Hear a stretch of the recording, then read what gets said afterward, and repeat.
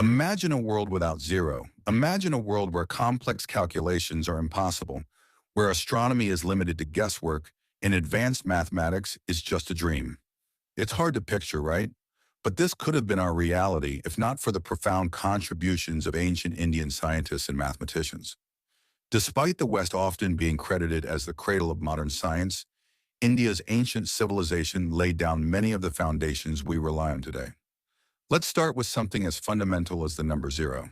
It's hard to believe that the concept of zero, which is the cornerstone of mathematics and digital technology today, was first developed in India by the mathematician Aryabhata in the 5th century.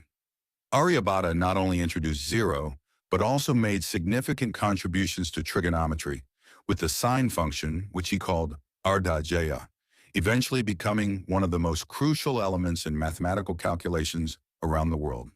His work, Aryabhata, is a masterpiece that influenced both Indian and Islamic scholars for centuries. But Aryabhata wasn't alone.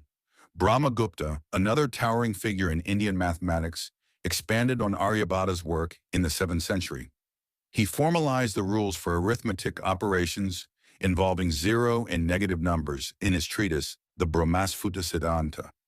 Brahmagupta's innovative work in algebra, especially his methods for solving quadratic equations, were centuries ahead of Europe, and it wasn't just in mathematics where ancient Indians excelled.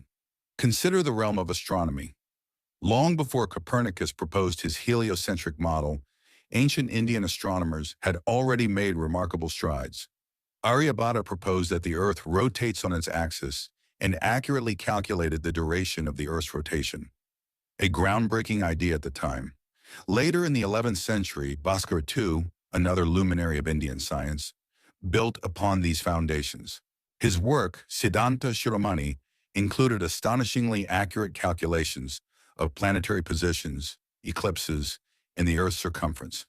Bhaskara also provided a comprehensive understanding of time, dividing it into infinitesimal units, a concept essential for later developments in calculus. Speaking of calculus, did you know that the basic principles of calculus were being used in India centuries before Newton and Leibniz? Bhaskara, too, in his work on differential calculus, anticipated many concepts that would only be formalized in Europe much later. His understanding of infinitesimals and the rate of change was a clear precursor to the modern calculus we use today. Now let's turn to the field of medicine, where ancient India's contributions have had a lasting impact on the world. Sushruta, often called the father of surgery, authored the Sushruta Samhita around the 6th century BCE. This ancient text not only describes detailed surgical procedures, but also introduces over 300 surgical instruments. Sushruta performed complex surgeries such as cataract removal, cesarean sections, and even plastic surgery procedures like rhinoplasty, long before modern medical tools and techniques were developed. Ayurveda, the traditional Indian system of medicine, also has its roots in ancient India. With origins dating back over 3,000 years, it emphasized holistic health and wellness, a concept that modern medicine is only now beginning to fully appreciate. Charaka, one of the principal contributors to Ayurveda, compiled the Charaka Samhita, a text that remains a cornerstone of Ayurvedic medicine. Charaka's emphasis on preventive care, diet, and lifestyle has echoes in today's global health practices. In metallurgy, too, ancient India was far ahead of its time. Take the Iron Pillar of Delhi, a marvel that has stood rust-free for over 1,600 years. The pillar, erected during the reign of Chandragupta II, is a testament to the advanced metallurgical skills of ancient Indian artisans. The secret to its rust-resistant nature was a high phosphorus content in the iron, a technique that was unknown in Europe until much later. And what about the field of linguistics? Panini, a 4th century BCE scholar, wrote Ashtadhyayi, the earliest and most comprehensive treatise on Sanskrit grammar. Panini's work not only codified the grammar of Sanskrit, but also laid down the foundation of formal linguistics, influencing modern computational linguistics and even artificial intelligence.